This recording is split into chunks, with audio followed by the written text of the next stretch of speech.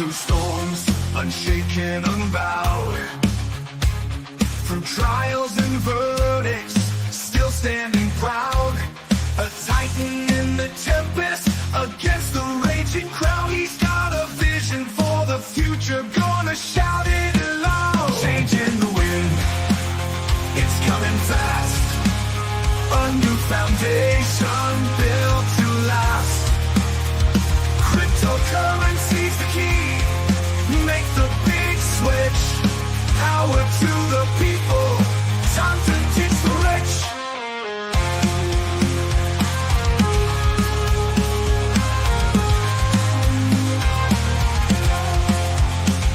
Legal battles can't hold him. He's moving on. With plans so bold, from dusk till dawn. He's rewriting the rules. A new dawn's day. From the hands of the few to the people's way. Say goodbye to all chains, embrace the new. A financial revolution, fair and true. For the workers, the dreamers, side by side. In Trump's new era, let freedom rise.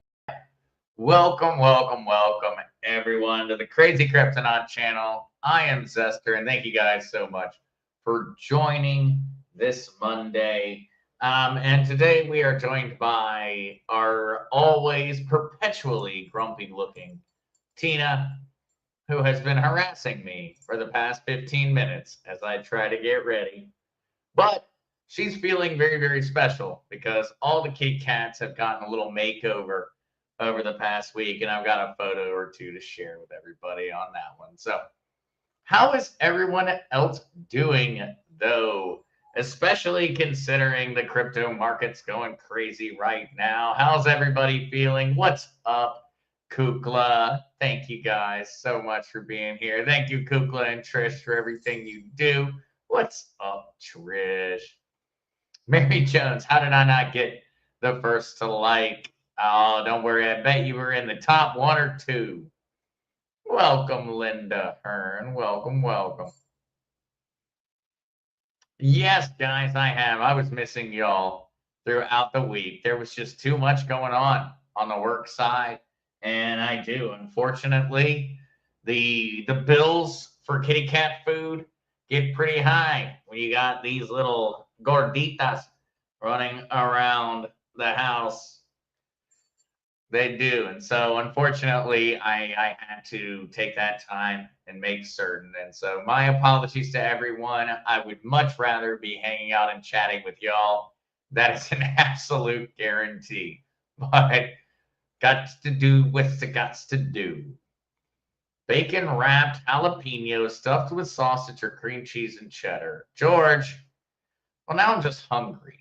I don't know about the jalapenos, though. I'm not positive on that front. Not positive. What's up, Crazy Chester? Welcome.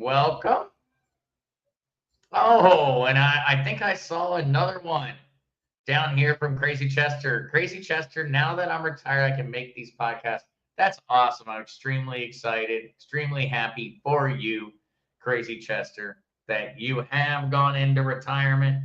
I am absolutely hoping for a perfect one. And, well, with Trump at the helm, I have a lot more faith in the possibility now. I have a lot more faith. So I'm really happy for you. And I'm glad that we're going to get to hang out more. What's up, George? How are you doing? Yep, Mary, been busy playing with all the kitty cats. Oh, man, I really did. I enjoyed that Valentine's Day kitty podcast so much. It ended up taking 3 or 4 hours after that for the cats to calm down. They were losing it. Those lollipops are a slam dunk. And I got some questions about what else those lollipops might contain, because I had to actually take the wrappers from those lollipops out of the house. We could not function as a household, essentially, with even the wrappers in there. because the cats were destroying anything I put them in. Put them into a trash bag, they destroyed the trash bag trying to find it. Try to hide them up on a shelf, destroyed the everything in between them trying to get there. And so those lollipops are a winner. I need to start talking to whoever runs that company. What's up, Gary7? Welcome, welcome. What's up, musical lady? Thank you, guys. Oh, yeah, well, I don't know. I guess I probably should. But I am getting a lot of practice. I am getting a lot of practice, Trish, on that front. I also have now, well, I just can't stop. I've started feeding the neighborhood dog outside also. And so, unfortunately, I'm just going to end up trying to take care of every animal running around the island, is the way it seems at this point. All right. Don't worry, Mary Jones. I try to avoid Mike Barra's or Barra's.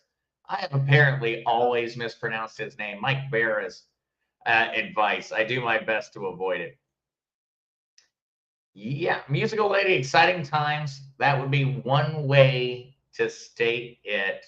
That would be one way. And so I'll take a break with the hellos. Let's actually jump over and check that out right away because we do have a lot going on that front. Yes, I do have a little picture of all three of the kitty cats. All three have gotten a little makeover, and so they're all wearing some jewelry at the moment. But right here, yeah, we've got Bitcoin sitting at 92,549. We've got Ethereum 2,500 and some change. XRP $2.30. A lot of this has been over the past 24 hours.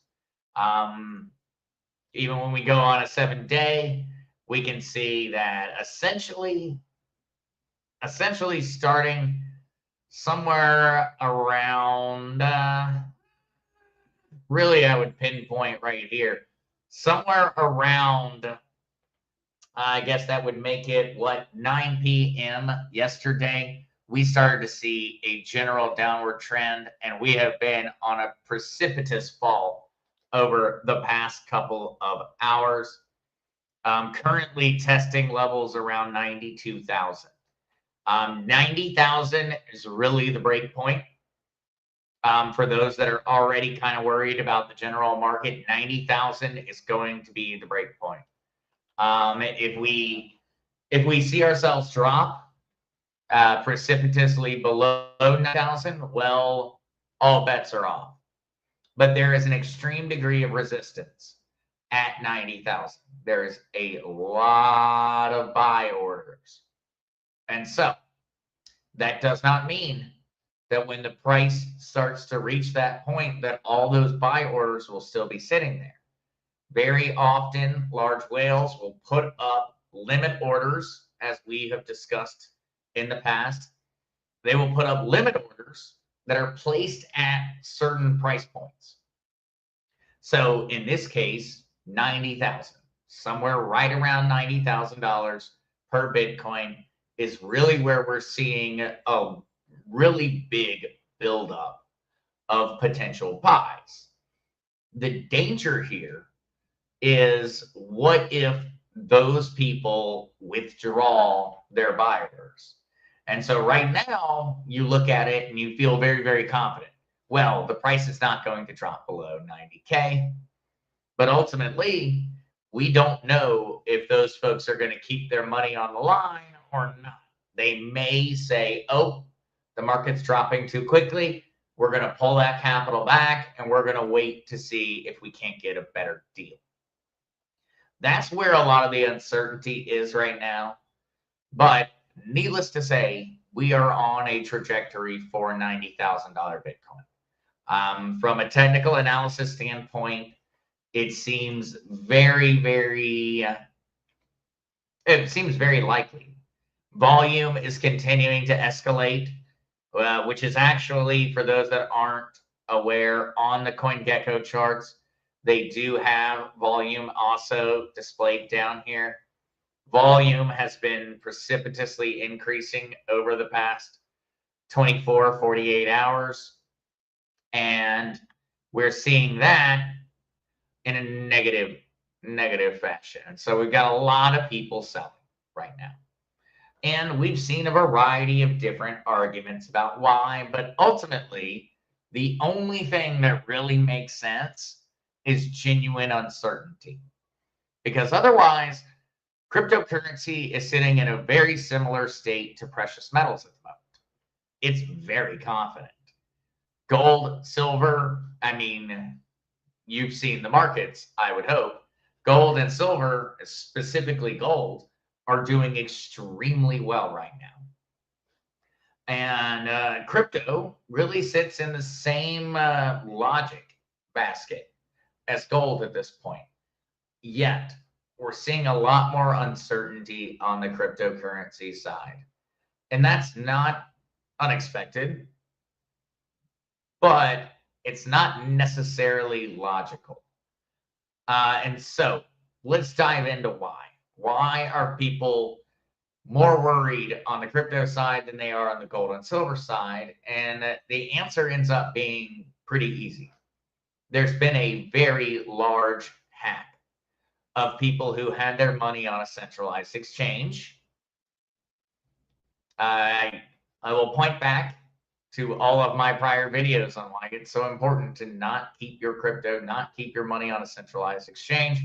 Well, we unfortunately have another very, very large example of that. And it occurred just a couple of days ago. Bybit. North Korean hackers were behind crypto's largest theft of all time.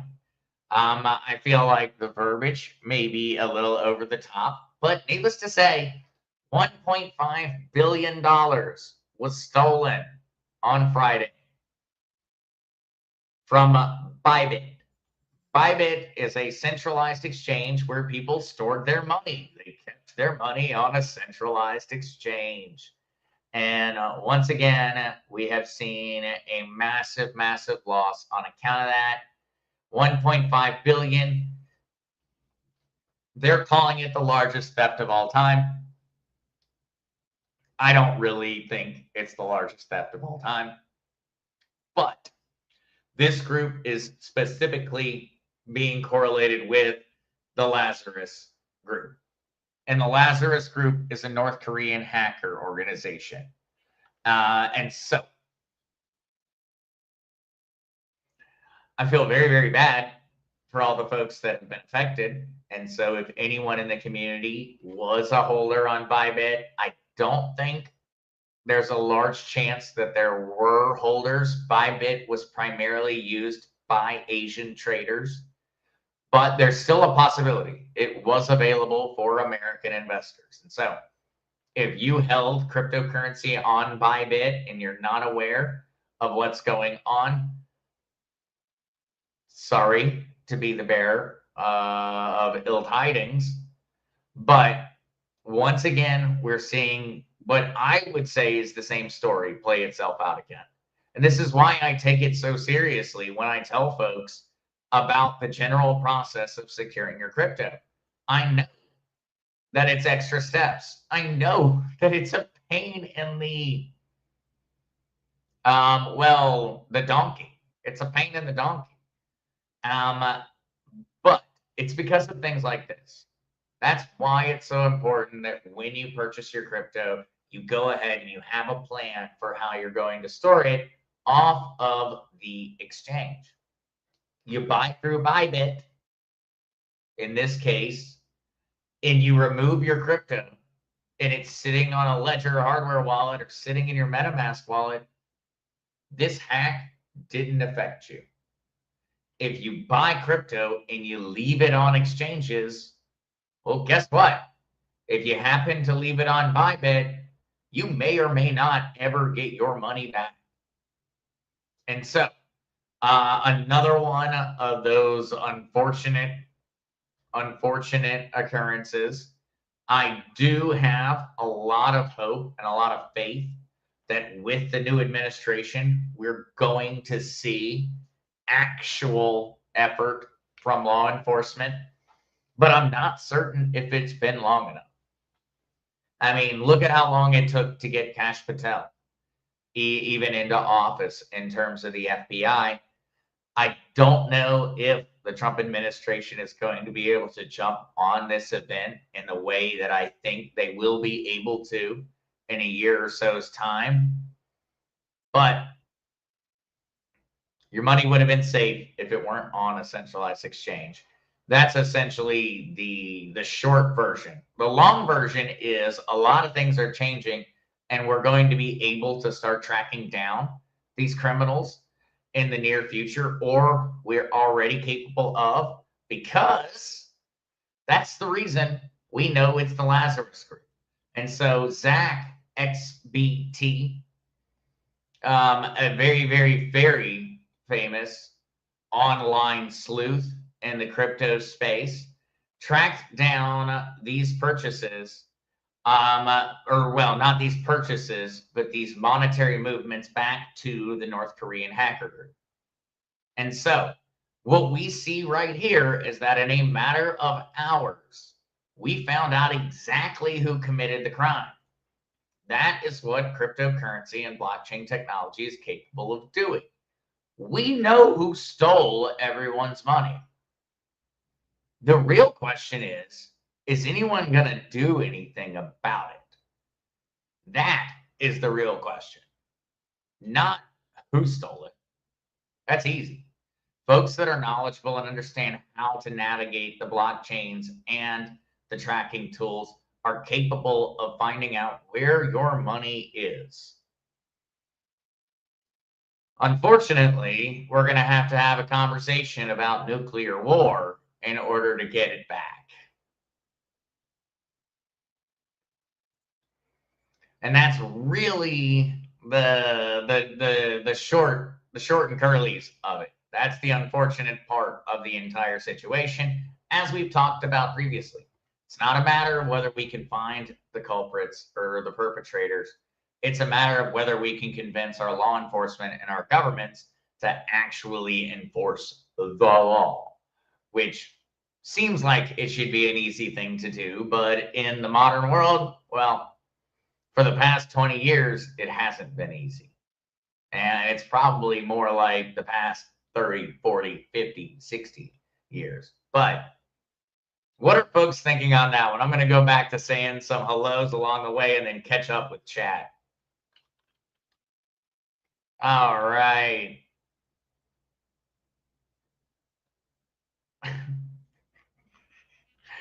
Gary 7. Nicolas Cage will not be auditing Fort Knox, but you got to admit, the man is a national treasure. Those movies were particularly good.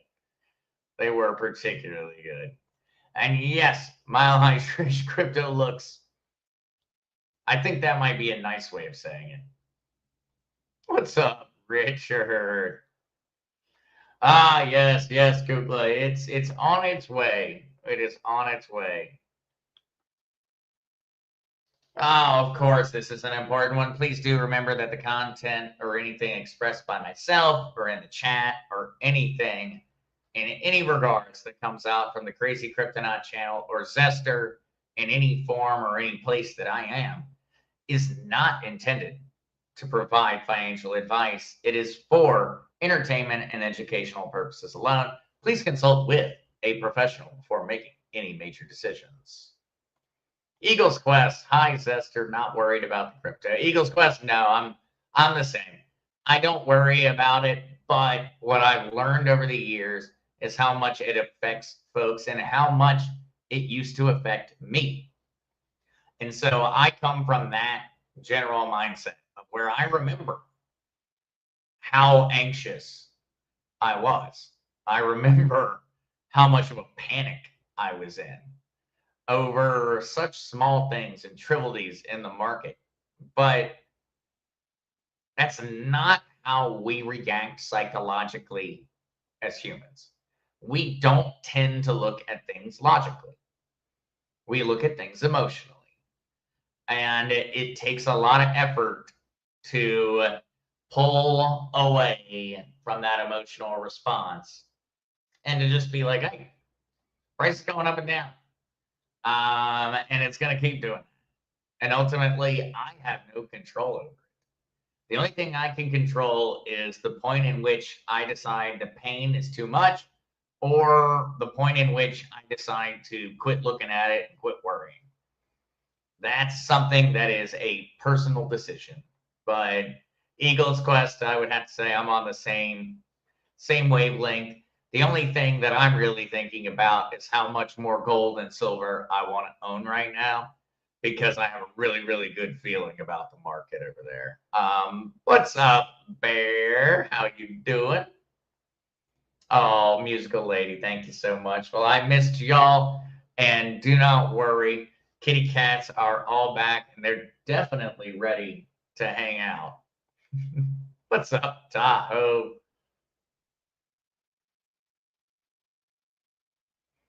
Ah, there you go. Gary Zester, I understand the disclaimer, but your best guess. When do you expect XRP to explode? Gary, that's a good question, because I still see a few moments as being impediments to it. Ultimately, what we did hear last week is that Brazil is planning on establishing an XRP ETF, which I thought was very, very interesting coming from a BRICS nation. What I want to see is a US ETF for XRP, and I want to see XRP diverge from central bank digital currencies as a matter of their business model. And I think that those two, beyond the other, there's easy things here. There's XRP being accepted as a payment source for any large online retailer. That would be huge. There's XRP being adopted by more banks, by more corporations. That's huge in terms of cross-border transactions. But what I really see as being the two biggies are a US ETF and Ripple Labs, the parent company, diverging from their previous business model in regards to central bank digital currencies. I think that that combination of those two are going to be what unleashes the wealth of Western or free nations. I think that will be it. Now, first step is going to be the ETF, which I think in and of itself, that will explode the price of XRP. We'll be looking at $5, $6 XRP right there, just on account of an ETF in the United States.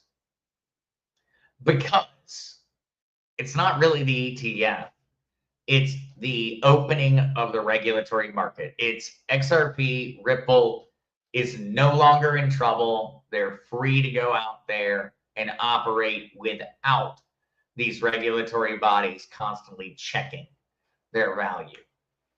That, I think, is really the beginning. And so, Gary, I'm looking forward to that announcement, that it's legitimate, it's happening. And I think along the way towards that, we're going to get the other answers in terms of XRP is no longer in trouble with the SEC, which should have already happened. I'm a little upset it hasn't already happened, Gary.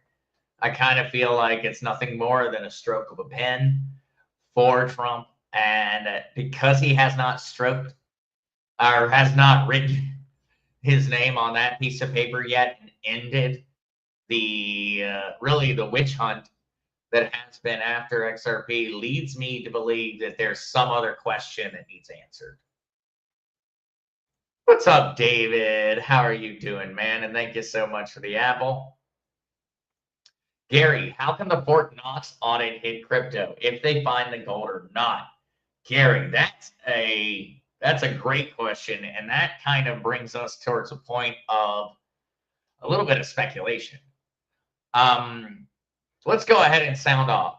Who here believes the gold exists?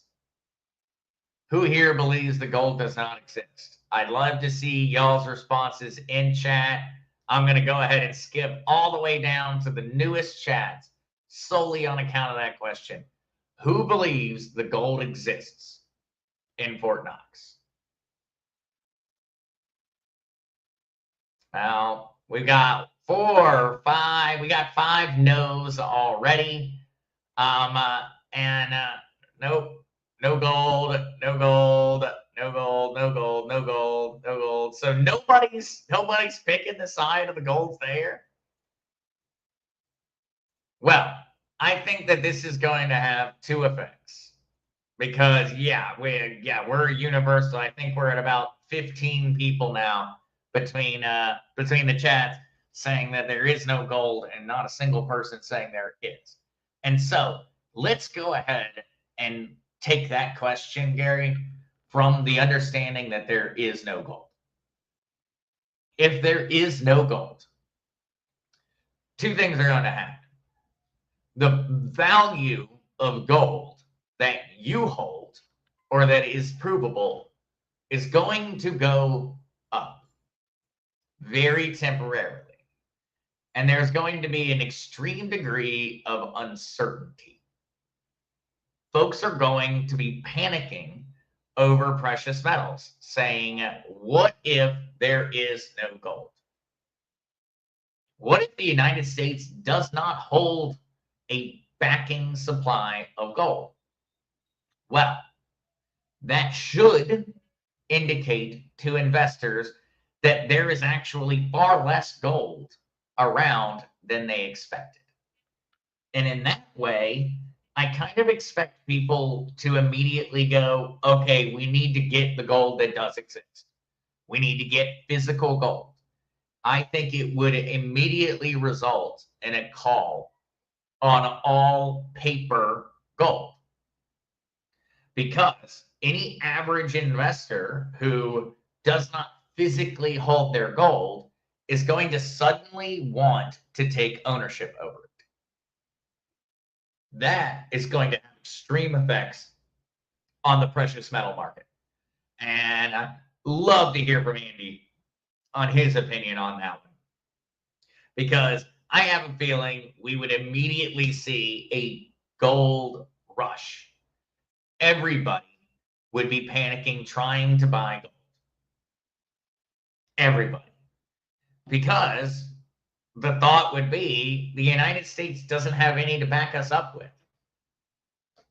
And there's going to be extreme volatility in the market. And so the extreme volatility part, I'm certain of, if we do find out there is no gold. Now, for crypto and taking it entirely separate, remember, crypto is verifiable. It's guaranteed. You have 1 Bitcoin.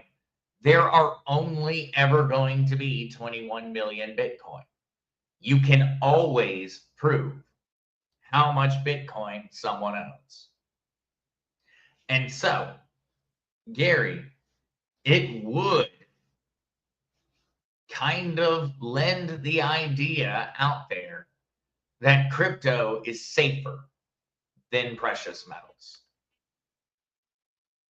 It would indicate to essentially everyone who is trying to hedge their bets that you cannot trust gold and silver. And that psychology, I think, would lend towards a large investment by many people who previously would have only focused on precious metals. Well, they're going to say, I can't trust gold and silver. I can't verify that it exists. Because if there's no gold in Fort Knox, is there any gold in the Bank of London? Is there any gold in the Bank of Japan? Is there any gold in the Bank of Germany? Is there any gold in the mountains of Switzerland? That will be the next question. And so as soon as they prove that there is no gold in Fort Knox, which there is no gold in Fort Knox, It hasn't been there for decades. I do believe there was once gold there, and I do tend to believe that the United States government still somehow controls that gold, but I don't believe it's there. And when they call out that bluff, it's not Fort Knox that's going to create the volatility. It's, holy crap, if there's no gold in Fort Knox, there may be no gold in all these other banks and central banks and all of these governments. Maybe they don't have any.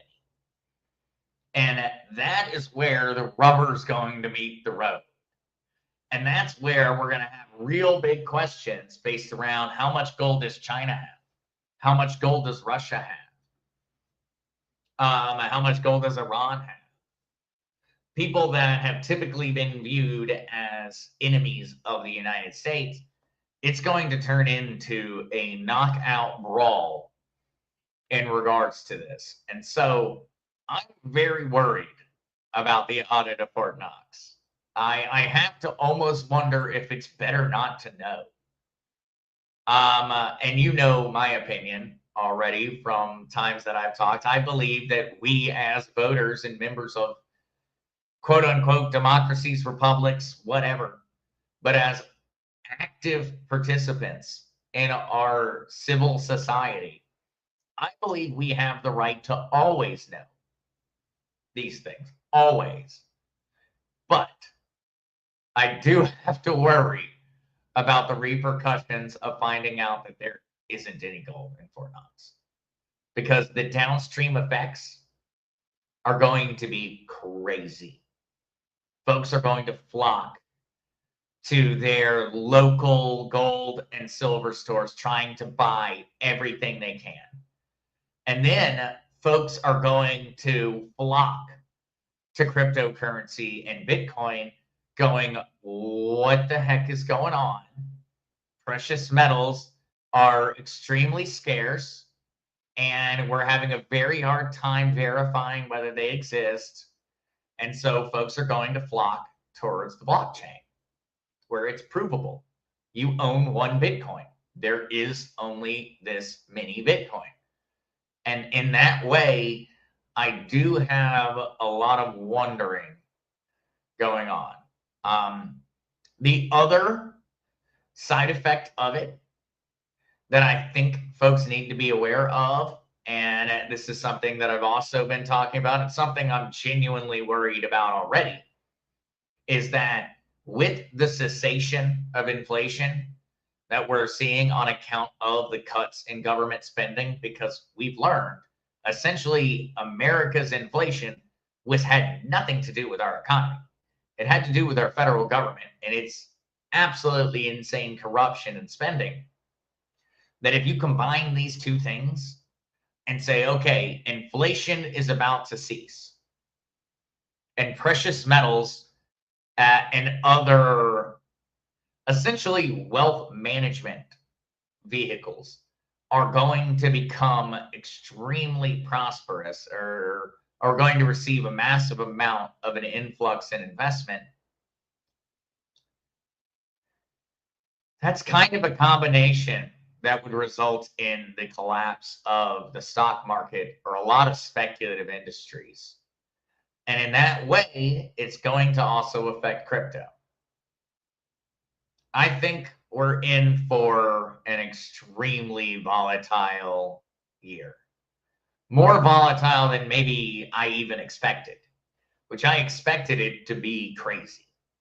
But with the audit of Fort Knox, with the audit ongoing in regards to government spending in the United States, it's somewhat of a combination that could lead us towards a genuine collapse in the stock market. And something else that I think is of particular interest, and actually I had not planned on sharing this one, but I'm going to this article real quick for this video, is that the conversation in regards to United States gold supplies is entering into the mainstream.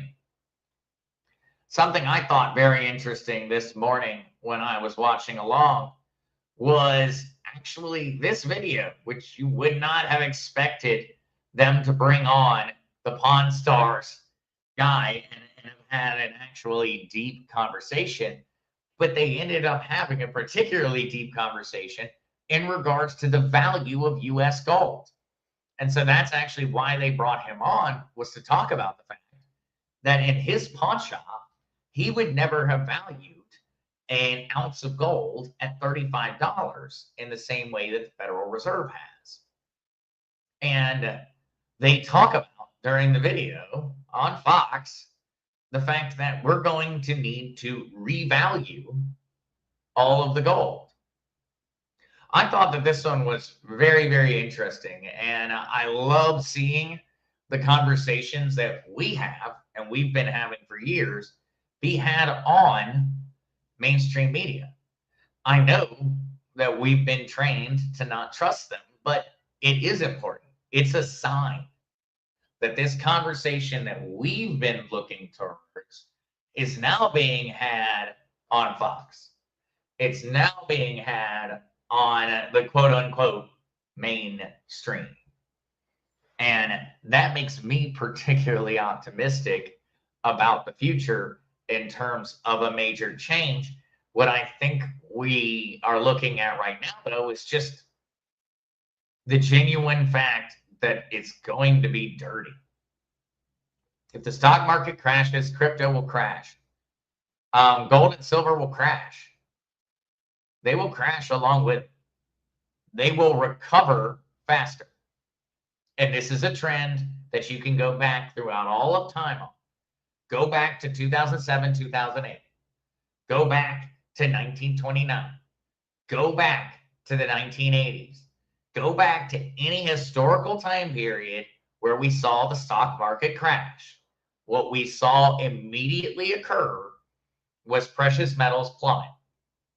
What we then saw was precious metals recover infinitely faster. And I mean, recover faster by years.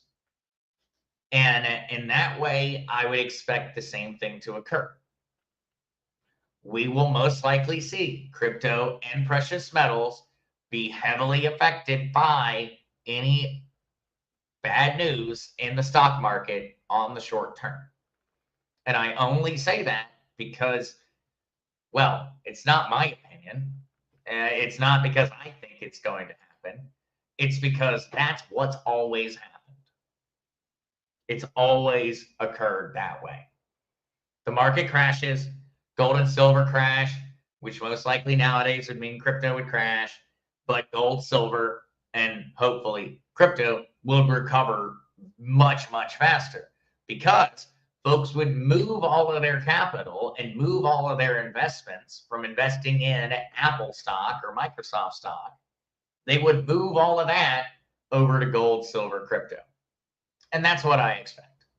I expect to see everything plummet at the same time. And then I expect to see gold, silver, and crypto recover infinitely faster.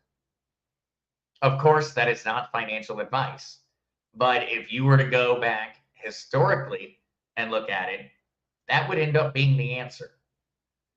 Ultimately, history does not always repeat itself, but it always rhymes. And that's where I'm placing and hedging my bet, is that, yes, I'm not going to be able to pick the right point to buy on the dip, on the crash. Most likely, I'm not going to be able to. And so what I would much rather do is go ahead and position myself in the real, truly valuable resources that after the crash will be valuable. I'd love to try and time it, though. I'd love to try and time it out. And if I get that lucky, well, don't worry. I will be telling everyone about it if I think I've figured it out. But ultimately, when you try to catch falling knives, you may succeed 9 out of 10 times. But the one time that you fail to catch that falling knife, you're going to have a knife through your hand. Lori Harris, if stock market crashes, does crypto go down or up? It goes down, and then it goes back up faster. And Lori, that's something that you can go back, and you don't need to trust me. You don't need to trust me. You can just go and look at the charts. The numbers are right there. It has happened over and over again, even just since the beginning of crypto. In particular, you can definitely pinpoint some timelines specifically around COVID. In 2020, the crash that occurred in the stock market and in crypto. You can go back and look during that month or so, and you can see the immediate difference that occurred. Stock market crashed precipitously. It took far longer to recover, and it took longer to recover with massive amounts of federal dollars getting pumped in. And the fact that it took longer with that much support and that much monetary infusion into the system is a very clear indication of what's going to occur if we didn't put that much money and cause that much inflation in order to kick the can down the road. Oh, yeah. Musical lady, I think it's going to be absolutely amazing for everybody that holds strong with precious metals and with specific cryptos. I really do. I think that we're going to have a lot of tough days in between where it's not going to look pretty. And we're going to have to look at charts like this. Because since we've even looked away, it's continued to go down. We're on another leg down. When we go ahead and check out the overall markets, we're at 2.5% down in an hour, 2.7% on Ethereum, 1.5% on Bitcoin. We're at 11.2% down in the past 24 hours on XRP. That is and forgive me, Kukla, but that's a ball buster. That hurts. And I do not expect this volatility to end anytime soon. We are having to come to the realization as a world, literally the world's economy is having to come to the realization that it's all based off of a house of cards and it's all a joke. And everyone essentially is reacting in different ways. I mean, look at Rwanda. Rwanda is invading Uganda right now. Is anyone seeing that covered in the mainstream news? No. It's because they're desperately going after the precious mineral resources and assets that are held inside of Uganda's territory. Look at Russia and Ukraine. Look at China and Taiwan. The world is at a point in time where essentially we're looking at a new version of colonialism based off of minerals and resources. And that was what the original colonialism was based upon. But this is 21st century colonialism. And we're seeing it affect the world in a massive way. And it's a clear indication that what has previously been valued is no longer being valued. Everyone from a nation to an individual is prioritizing ways to buy or access precious metals or things that have a limited supply. We're all running from inflation. We're all running from the global economy. And it's not just the United States. It's not just you and I. It's the global community. Everyone is freaking out. Everyone. All right, though, guys. Thank you so much for all joining. I just saw the time. I'm not seeing any other questions there at the end, but thank you all so much for joining. Please do hit the like button, leave a comment, anything of that nature. If you do enjoy the content, I much appreciate it. And also, I'll be looking forward to chatting with everyone once again on Wednesday, 6 p.m. Eastern Standard Time, or possibly before then, but we'll just see. But don't worry, guys. The schedule is back on track this week. I will be here both Wednesday and Friday. And I'm looking forward to it, especially considering what's going on, because I have a feeling we're starting to hit the breaking points. And that's when things are going to get really interesting. So, love you guys. Talk to you very, very soon. Have a blessed week. See you again on Wednesday.